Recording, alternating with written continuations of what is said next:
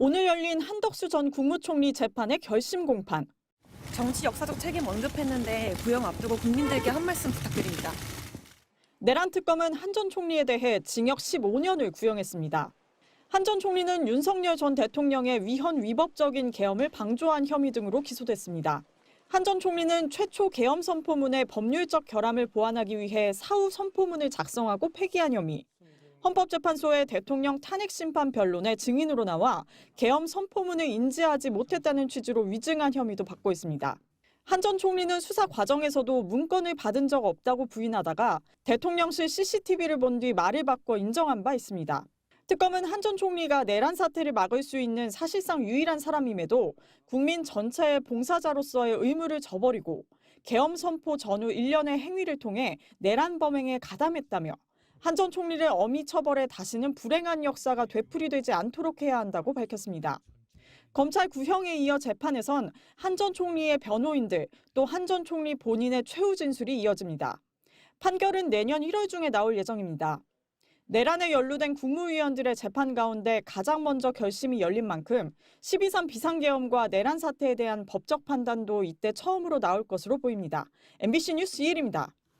지난해 12월 3일 저녁 한 전 총리가 2장짜리 문건을 소지한 채 대접견실로 들어오는 모습이 담긴 CCTV 영상을 내란 특검 측이 제시하자 한덕수 전 국무총리는 대통령으로부터 비상계엄에 대한 얘기를 듣고 나서부터 이른바 멘붕 상태였다며 이 문건이 무엇인지 기억이 안 난다고 답했습니다. 특검이 재차 조사 당시 포고령이라고 진술하지 않았느냐고 추궁하자 검사의 유도 질문에 따라갔다고 주장했습니다.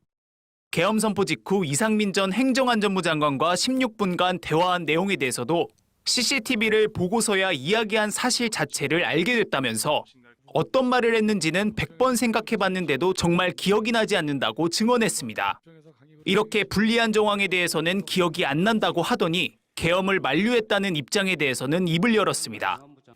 윤석열 전 대통령으로부터 비상계엄 선포 계획을 듣자마자 경제와 대외 신인도가 엉망이 될 것이니 재고해달라고 말했다고 증언한 겁니다.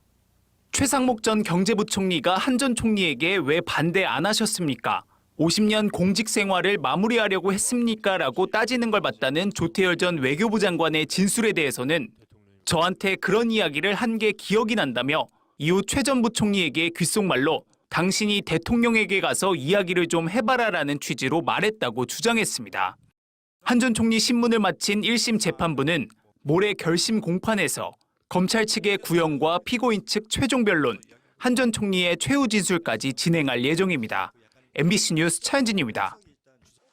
한덕수 전 국무총리가 내란 특검의 피의자 신분으로 출석했습니다. 오늘 어떤 부분 소명하실 건가요? 한 전 총리는 12.3 비상계엄 당시 선포문을 받은 것을 인지하지 못했다가 뒤늦게 뒷주머니에서 발견했다고 주장했습니다. 그리고 사무실로 출근을 해서 제 양복 뒷주머니에 있는 것을 알았습니다. 김용현 전 국방장관이 작성했다는 계엄 지시사항 문건도 자신은 받은 적이 없다고 증언해왔습니다. 기재부 장관뿐만이 아니고 외교부 장관도 있었고 또 그 경찰청장, 또 국무총리. 네. 총리 거도 있었습니까? 예. 그래서 증인님 그 당시 특별한 문건 받은 사실이 없습니까? 저는 특별한 문건을 받은 사실이 없습니다. 그러나 12월 3일 대통령 접견실 쪽 CCTV에는 한 전 총리가 어떤 문건을 들고 있는 장면이 포착된 것으로 확인됐습니다. 비상계엄 당일 밤 한 전 총리가 대통령 집무실에 들어가 윤 전 대통령을 따로 만났는데 이후 여러 장이 묶여있는 문건 2부를 들고 집무실에서 나온 겁니다. CCTV엔 또 국무회의가 열리기 전 국무위원들을 기다리는 듯한 모습도 찍혀있는 것으로 파악됐습니다. 앞서 일부 국무위원들은 계엄 당일 한 전 총리가 국무위원들에게 연락을 하라는 말을 들었다고 진술했는데 이에 대해 한 전 총리는 비상계엄을 반대하기 위해 국무위원들을 소집한 것이라고 주장해왔습니다. 하지만 이렇게 소집된 국무위원들 덕분에 결과적으로 의사정족수 11명이 채워졌고 계엄 선포가 가능해졌습니다. 이를 근거로 특검은 한 전 총리가 계엄 선포를 전제로 국무위원들을 불러들였는지 캐묻고 있는 것으로 전해졌습니다. MBC 뉴스 윤상훈입니다. 위헌적으로 이뤄진 비상계엄 닷새 만인 지난해 12월 8일 한덕수 당시 국무총리는 돌연 한동훈 국민의힘 대표와 함께 공동 담화에 나섰습니다. 한치의 국정 공백도 있어선 안 된다면서 계엄 해제안 표결에 대거 불참했던 당시 여당과 함께 전국을 수습하겠다는 거였습니다.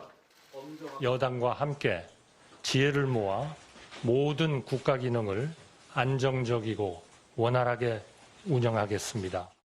그 국정 공백을 불러일으킨 계엄 당시 총리로서 무엇을 했냐는 질책에는 구체적인 답을 피했습니다.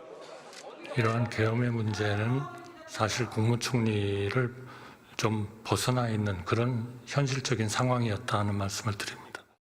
윤 전 대통령 탄핵 소추로 권한대행을 맡은 뒤에는 비상계엄이 잘못된 것이었다면서도 정작 국회에서 통과된 내란 특검법을 처리하지 않는 모순된 행보를 보였습니다. 앞건은 여야 합의로 추천한 헌법재판관 3명을 임명하지 않은 거였습니다. 저는 헌법재판관 임명을 보류하겠습니다. 여야가 합의하여 안을 제출하시면 즉시 헌법재판관을 임명하겠습니다. 이에 따라 9명 중 3명의 자리가 비면서 재판관 6명 중 1명만 반대해도 윤 전 대통령의 탄핵이 기각되는 상황이 한동안 유지됐습니다. 형식적인 절차에 불과했던 헌법재판관 임명을 미루며 권한대행은 최소한의 권한만 써야 한다고 주장했던 한 전 총리는 대통령의 고유 권한인 거부권은 수차례 쓰며 쟁점 법안들의 처리를 막았습니다. 결국 자신도 국회에서 탄핵 소추됐지만 기각 결정으로 석 달 만에 복귀한 뒤에는 마지막 소임으로 대선을 잘 관리하겠다고 공언했습니다. 다음 정부가 차질 없이 출범할 수 있도록 자기 대통령 선거 관리에 최선을 다하겠습니다. 이후 계속되는 국민의힘의 차출론에 모호한 태도를 이어가다 공직자 사퇴 시한을 사흘 앞두고 돌연 대권 도전을 선언했습니다. 저도 호남 사람입니다. 서로 사랑해야 합니다. 아껴야 합니다. 하지만 김문수 국민의힘 후보와의 단일화에만 매달리더니 한밤 후보 교체 파동 끝에 결국 9일 만에 물러났습니다. 응원과 질책을 무겁게 받아들입니다. 모든 것을 겸허하게 수용하고 승복하겠습니다. 계엄으로 혼돈에 빠진 국정을 수습해야 할 대통령 권한대행을 맡았지만 시종일관 모순적이고 이해할 수 없는 행보로 혼란을 증폭시킨 한 전 총리. 자신이 그토록 막고자 했던 내란 특검 수사가 본격화하면서 이제 그 의문스러운 행적의 비밀도 풀리게 될 것으로 보입니다. MBC 뉴스 홍익표입니다. 출마 선언 장소로 국회를 선택한 한덕수 전 국무총리는 대선에 나가는 이유로 요동치는 국제 질서와 국내 혼란을 들었습니다. 통상 외교까지 정쟁의 소재로 삼는 현실을 저의 양심과 상식으로는 도저히 납득할 수 없습니다. 한 후보는 대통령에 당선되면 3년 안에 그만두겠다고 했습니다. 취임 첫 해 개헌안을 마련하고 3년 차에 새 헌법에 따라 총선과 대선을 실시한 뒤 대통령직을 내려놓겠다는 겁니다. 이어 통상 문제를 해결하고 거국 통합 내각을 구성하겠다고 밝혔습니다. 윤석열 정부의 국정운영 2인자로서 12.3 비상계엄 사태에 책임이 있지 않냐는 지적에 대해서는 송구하다면서도 자신은 그 책임에서 벗어났다고 주장했습니다. 헌법재판소가 국회가 제기한 그런 탄핵 소추안에 대해서 기각 판결을 함으로써 헌재라는 사법 절차가 저는 완료가 됐다. 한 후보는 회견 직후 예비후보 등록을 마치고 서울 종로구 쪽방촌에서 오세훈 서울시장을 만났습니다. 오후 일정으론 광주 5.18 민주묘지를 찾았습니다. 광주 일부 시민단체들이 내란 공범이라며 막아섰고 한 후보는 묘지 밖에서 묵념을 해야 했습니다. 이에 한 후보는 수차례 자신을 호남 사람이라고 외쳤지만 저도 호남 사람입니다. 저도 호남 사람입니다. 서로 사랑해야 합니다. 뭉쳐야 합니다. 시민단체들이 물러서지 않으면서 묘역 앞에서 결국 발길을 돌려야 했습니다. 야권은 일제히 출마를 비판했습니다. 더불어민주당은 내란으로 헌정 질서를 파괴하려 한 피의자가 민의의 전당에서 대선 출마를 선언하다니 희대의 촌극이자 제2의 내란 시도라고 꼬집었습니다. 민주주의를 파괴하고 경제를 파탄낸 내란 정권 2인자가 대선에 뛰어든 것 자체가 국민 모독입니다. 조국혁신당은 한덕수 후보가 지난달 15일 광주 식당에 사비로 식재료를 기부한 행위가 공직선거법 위반이라며 경찰에 고발했습니다. MBC 뉴스 홍윤선입니다. 여당 국민의힘 한동훈 대표와 정부 2인자인 한덕수 국무총리가 나란히 섰습니다.